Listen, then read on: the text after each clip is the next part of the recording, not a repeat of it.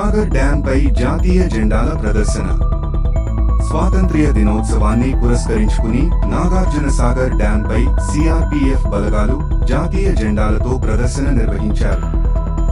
సాగర్ ప్రాజెక్టుపై నుంచి విజయపురి సౌత్ లోని అంబేద్కర్ సెంటర్ వరకు భారత్ మాతాకి జై అంటూ నినాదాలు చేశారు.